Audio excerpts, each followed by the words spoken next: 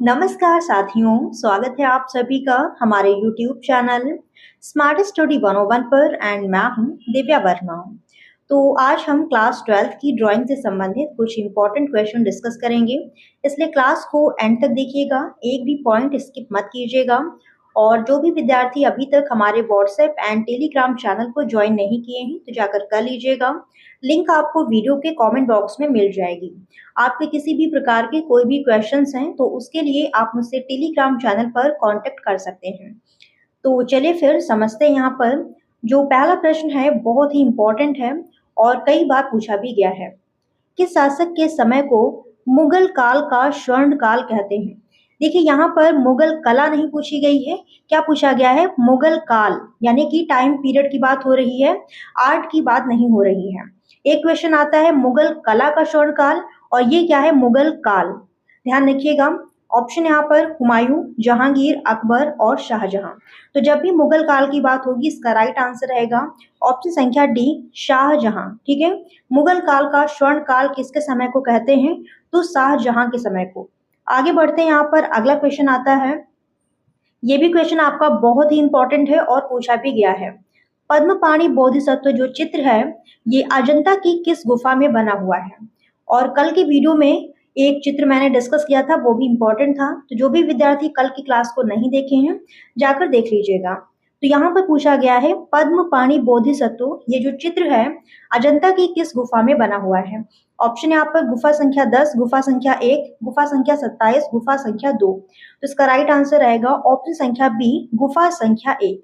एक चित्र और है जो बहुत ही इंपॉर्टेंट है अजंता का ही, माता पुत्र। आप नोट कर लीजिए, माता पुत्र ये अजंता की गुफा संख्या 17 में बना हुआ है। ठीक है, माता पुत्र इंपॉर्टेंट चित्र है। और आगे बढ़ते हैं, यहाँ पर अगला क्वेश्चन आता है थर्ड नंबर, एम.एफ. हुसैन की फिल्मों की पहचान कीजिए। तो यहाँ पर कुछ फिल्म दी हुई हैं और आपको पहचान करनी है इनमें से कौन सी फिल्म एम.एफ. हुसैन की है। ऑप्शन है मीनाक्षी, गजगामिनी, द इनर आई। ए और बी दोनों सही हैं, तो इसका राइट आंसर रहेगा ऑप्शन संख्या डी, ए और बी दोनों सही हैं, यानी कि मीनाक्षी और गजगामिनी ये दोनों फिल्म किसकी हैं? एम.एफ. हुसैन की हैं, इन्होंने बनाई हैं। एम.एफ. हुसैन का जो पूरा नाम है ये भी कई बार पूछ लिया जाता है, तो नोट कर लीजिएगा, मकबूल फिदा हुसैन। और इन्हें भारत का पिकासो भी कहते हैं, तो ये भी पॉइंट इंपॉर्टेंट है, इससे भी क्वेश्चन पूछे जाते हैं। आगे बढ़ते हैं, यहाँ पर अगला क्वेश्चन आता है फोर्थ नंबर, काले व सफेद रंग से बने चित्र को क्या कहते हैं? यानी कोई ऐसी पेंटिंग या कोई ऐसा चित्र जिसमें केवल काले और सफेद रंग का ही यूज हुआ है, तो उस चित्र को हम क्या कहेंगे? मोनोक्रोमैटिक, पॉलीक्रोमैटिक, एक्रोमैटिक, इनमें से कोई नहीं। तो इसका राइट आंसर रहेगा ऑप्शन संख्या सी, एक्रोमैटिक। और हिंदी में कहते हैं वर्ण शून्यता, तो हिंदी और इंग्लिश दोनों में ध्यान रखिएगा।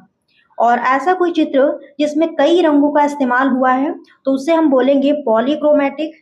और ऐसा चित्र जिसमें एक ही रंग की विभिन्न तानों का प्रयोग हुआ है, जैसे कि लाल का प्रयोग हुआ और हल्का लाल, उससे हल्का, इस प्रकार से, तो उसको बोलते हैं मोनोक्रोमैटिक। और ये सारी चीजें आपको इससे पहले वाले वीडियो में बताई जा चुकी हैं।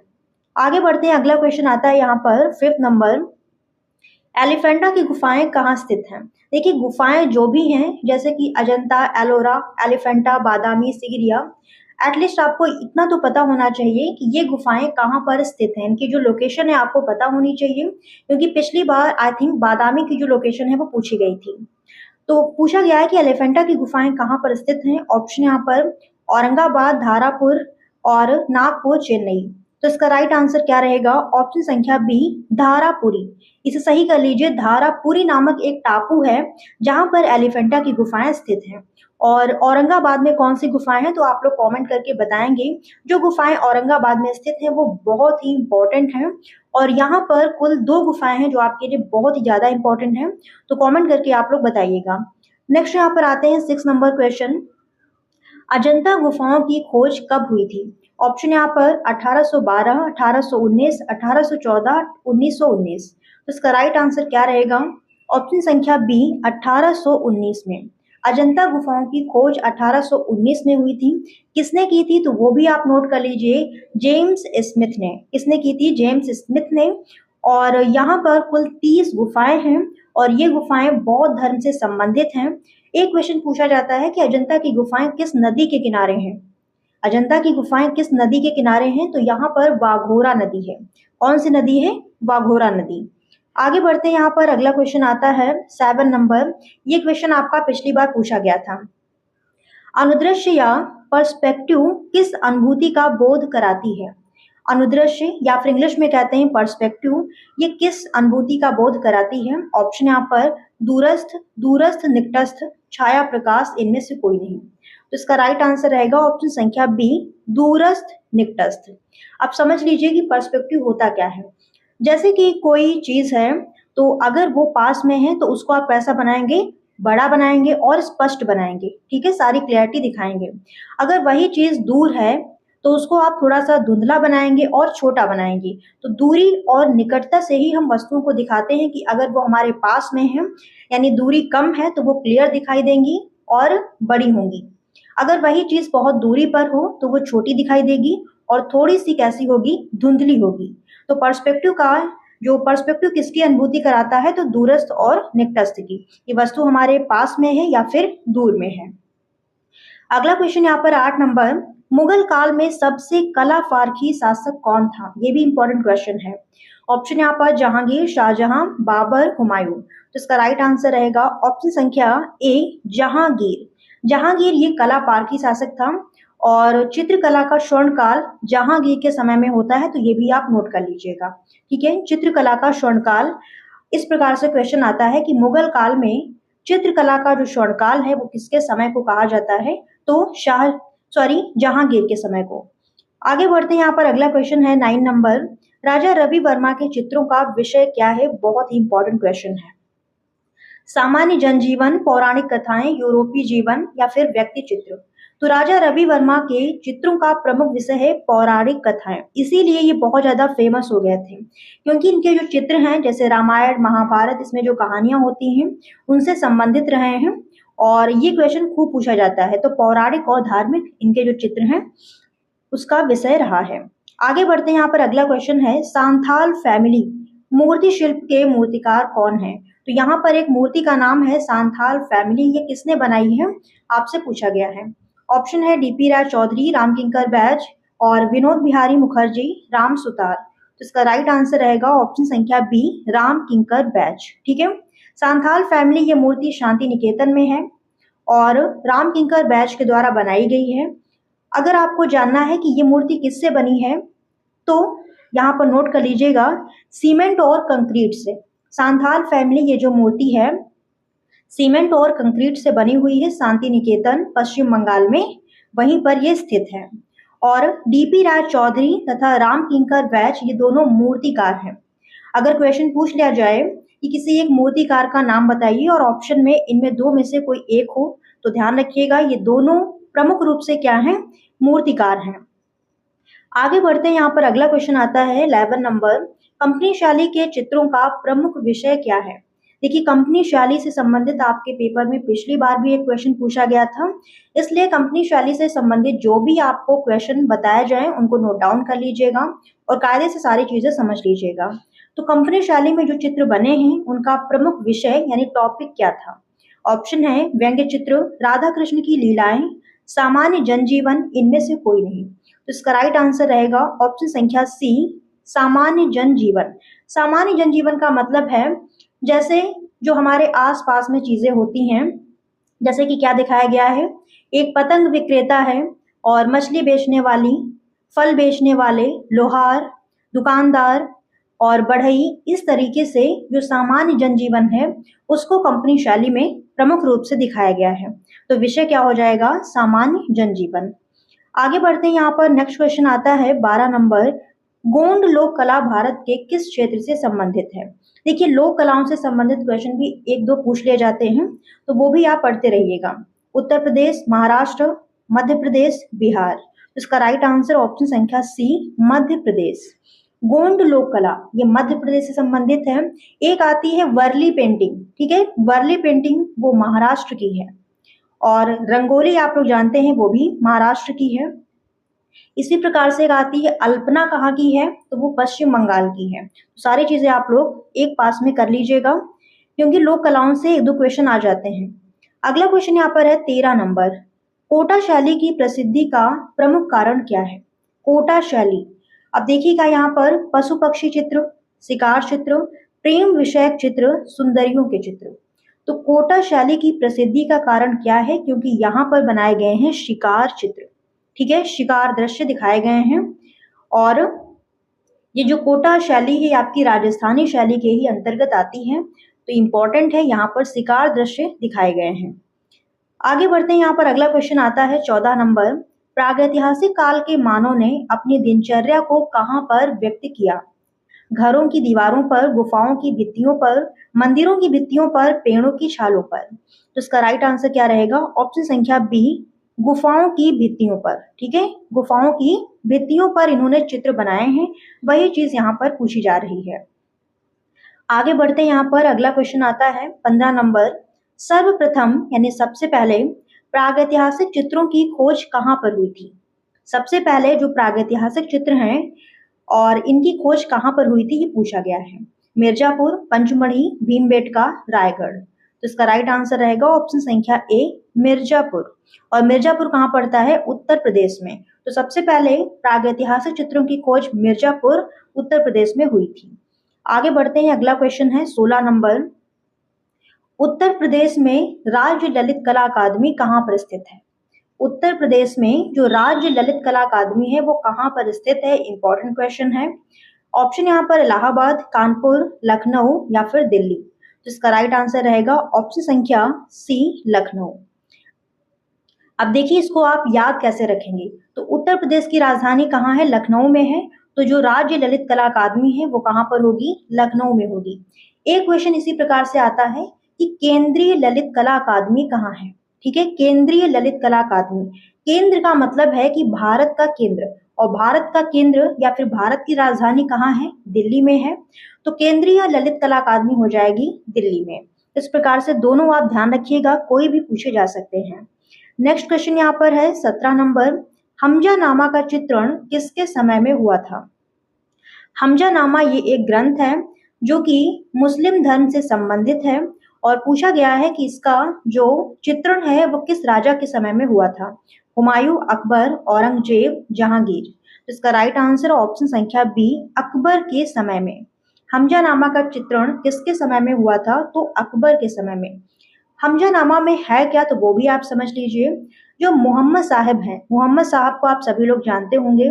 मोहम्मद साहब के चाचा थे अमीर हमजा, तो उनसे संबंधित साहसिक कहानियों का अंकन इस हमजानामा के अंतर्गत किया गया है। नेक्स्ट क्वेश्चन यहाँ पर 18 नंबर है। माइकल एंजेलो का जन्म कहाँ पर हुआ था? Florence, Venice, Tokyo, Paris. तो इसका राइट आंसर रहेगा ऑप्शन संख्या ए, फ्लोरेंस। फ्लोरेंस कहाँ पड़ता है? तो इटली में, ये भी साथ ही में लिख लीजिएगा। फ्लोरेंस इटली में माइकल एंजेलो का जन्म हुआ था। और माइकल एंजेलो ये प्रमुख रूप से क्या है? मूर्तिकार हैं। और अगला क्वेश्चन यहाँ पर आता है 19 नंबर। मोनालिसा पेंटिंग किस चित्रकार ने बनाई थी? ये पेंटिंग बहुत इंपॉर्टेंट है, आप सभी जानते हैं, तो इससे संबंधित क्वेश्चन भी पूछा जा सकता है। ऑप्शन यहाँ पर Rembrandt, Leonardo da Vinci, Raphael, Michelangelo. तो इसका राइट आंसर ऑप्शन संख्या बी, लियोनार्डो दा विंची। केवल विंची भी आ सकता है और इसका पूरा नाम भी आ सकता है। तो पूरा नाम आप ध्यान रखिएगा, अगर पूछ लिया जाए कि विंची का पूरा नाम क्या है तो आपको याद रखना है। मोनालिसा पेंटिंग ये किस लिए प्रसिद्ध है? तो ये अपनी रहस्यमयी मुस्कान के लिए प्रसिद्ध है।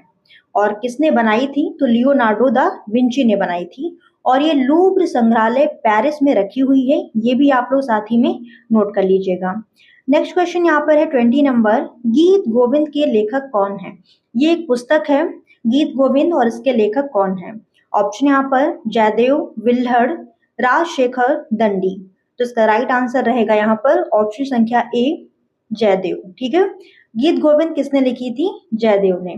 नेक्स्ट क्वेश्चन यहाँ पर 21 नंबर। ए.के. स्वामी का पूरा नाम क्या है? ऑप्शन दिए गए हैं आनंद कुमार स्वामी, आनंद कैंटिस स्वामी, आनंद कैंटिस कुमार स्वामी, आनंद स्वामी। तो इसका राइट आंसर रहेगा ऑप्शन संख्या सी, आनंद केंटिस कुमार स्वामी। ठीक है, आनंद केंटिस कुमार स्वामी, ये इनका पूरा नाम है। आगे बढ़ते हैं, यहाँ पर अगला क्वेश्चन दिया हुआ है 22 नंबर। किन गुफाओं को तीनों धर्मों यानी बौद्ध, हिंदू और जैन की पावन त्रिवेणी कहा जाता है। ऐसे कौन सी गुफाएं हैं जिनको हम तीनों धर्मों की त्रिवेणी कहते हैं? और कौन कौन से धर्म? तो बौद्ध, हिंदू व जैन। ऑप्शन यहाँ पर अजंता, बाघ, बादामी, एलोरा। तो इसका राइट आंसर रहेगा ऑप्शन संख्या डी, एलोरा। देखिए जो एलोरा की गुफाएं हैं यहाँ पर हमें बौद्ध, हिंदू और जैन तीनों धर्मों से संबंधित गुफाएं मिलती हैं और उनसे संबंधित चित्र बने हुए हैं। अजंता ये प्रमुख रूप से बौद्ध धर्म से संबंधित हैं। बाघ ये भी गुफाएं बौद्ध धर्म से ही संबंधित हैं, लेकिन जो एलोरा की गुफाएं हैं यहाँ पर बौद्ध, हिंदू और जैन तीनों धर्मों से संबंधित चित्र बने हुए हैं। और नेक्स्ट क्वेश्चन यहाँ पर आता है 23 नंबर। एलोरा गुफाएं किस लिए प्रसिद्ध हैं? जो एलोरा की गुफाएं हैं ये किस लिए प्रसिद्ध हैं? ऑप्शन यहाँ पर मूर्ति कला के लिए, चित्रकला के लिए, वास्तुकला के लिए, चित्रों के रंग विधान के लिए। तो इसका राइट आंसर ऑप्शन संख्या सी, वास्तुकला के लिए। एलोरा की गुफाओं में एक मंदिर है जिसका नाम है कैलाश मंदिर, जो बहुत ही इंपॉर्टेंट है और उसी के लिए एलोरा की गुफाएं जानी जाती हैं। तो यहाँ पर राइट आंसर हो जाएगा वास्तुकला के लिए, या फिर हम कह सकते हैं स्थापत्य कला के लिए। स्थापत्य कला और वास्तुकला एक ही चीज होती है। आगे बढ़ते हैं, नेक्स्ट क्वेश्चन यहाँ पर आता है 24 नंबर। चौर पंचासिका ग्रंथ किस शैली से संबंधित है? राजस्थानी, मुगल, ईरानी, पहाड़ी। तो इसका राइट आंसर ऑप्शन संख्या ए, राजस्थानी शैली। चौर पंचासिका ग्रंथ ये किस शैली से संबंधित है? तो राजस्थानी शैली। और अगर पूछ लिया जाए कि इसके लेखक कौन हैं, तो इसके लेखक हैं विल्हड़। नोट कर लीजिएगा, इसके लेखक हैं विल्हड़। ठीक है, और आगे बढ़ते हैं, यहाँ पर नेक्स्ट क्वेश्चन आता है 25 नंबर। कुतुब मीनार का निर्माण किसने करवाया था? कुतुबुद्दीन ऐबक, फिरोज शाह तुगलक, शेरशाह सूरी, रजिया सुल्तान। तो इसका राइट आंसर रहेगा ऑप्शन संख्या ए, कुतुबुद्दीन ऐबक। यहाँ पर एक पॉइंट आप नोट कर लीजिए, कुतुब मीनार का जो निर्माण कार्य है वो शुरू किया था कुतुबुद्दीन ऐबक, लेकिन इसकी हो जाती है डेथ, तो कुतुब मीनार को पूर्ण करवाता है इल्तुतमिश। तो कुतुबुद्दीन ऐबक अगर ऑप्शन में है तो ये सही होगा, अगर ये नहीं है, इल्तुतमिश है, तो वो सही होगा। तो दोनों चीजें आप ध्यान रखिएगा। और कुतुब मीनार है कहाँ पर? तो ये दिल्ली में है। आगे बढ़ते हैं, यहाँ पर नेक्स्ट क्वेश्चन है 26 नंबर। हुमायूं का मकबरा कहाँ स्थित है? हुमायूं का मकबरा, हुमायूं कौन था? तो ये अकबर का पिता है। हुमायूं कौन है? अकबर का पिता है। इसका जो मकबरा है ये कहाँ पर स्थित है? ये बहुत ही इंपॉर्टेंट इसका मकबरा है, बहुत भव्य भी बना हुआ है। ऑप्शन यहाँ पर आगरा, दिल्ली, लाहौर, पानीपत, हरियाणा। तो इसका राइट आंसर ऑप्शन संख्या बी, दिल्ली। अकबर का जो मकबरा है ये कहाँ पर स्थित है? दिल्ली में स्थित है। इसका निर्माण किसने करवाया था? तो अकबर ने करवाया था। आगे बढ़ते हैं, यहाँ पर नेक्स्ट क्वेश्चन है 27 नंबर। लयात्मक रेखाएं, लयात्मक रेखाएं यानी कि जो लहरदार रेखाएं होती हैं, इसमें लय होती है इस प्रकार से। ये क्या भाव प्रदर्शित करती हैं? विश्राम का, भ्रम का, लावण्य का, नाटकीयता का। तो इसका राइट आंसर रहेगा ऑप्शन संख्या सी, लावण्य। लावण्य का मतलब होता है सुंदरता, तो लयात्मक रेखाओं में क्या होती है? सुंदरता होती है। और अगर लय ऑप्शन में है तो आप वो सही कर सकते हैं। आगे बढ़ते हैं, यहाँ पर नेक्स्ट क्वेश्चन है 28 नंबर। ताजमहल का वास्तुकार कौन था? ताजमहल का वास्तुकार कौन था? ऑप्शन यहाँ पर मिर्जा ग्यास बेग, उस्ताद अहमद लाहौरी, अलावल खां, एतमातुद्दौला। तो इसका राइट आंसर ऑप्शन संख्या बी, उस्ताद अहमद लाहौरी। ताजमहल का वास्तुकार कौन था? तो उस्ताद अहमद लाहौरी था। और ताजमहल कहाँ पर है? तो ये आगरा में है, यमुना नदी के किनारे। और ताजमहल का निर्माण किसने करवाया था? तो शाहजहां ने अपनी बेगम मुमताज महल की याद में। ये सारे पॉइंट आप लोग ध्यान रखिएगा। नेक्स्ट क्वेश्चन यहाँ पर है 29 नंबर। काशी हिंदू विश्वविद्यालय यानी बीएचयू के संस्थापक कौन है? ऑप्शन यहाँ पर राय कृष्णदास, रविन्द्रनाथ टैगोर, महामना मदन मोहन मालवीय, पंडित नेहरू। तो इसका राइट आंसर रहेगा ऑप्शन संख्या सी, महामना मदन मोहन मालवीय।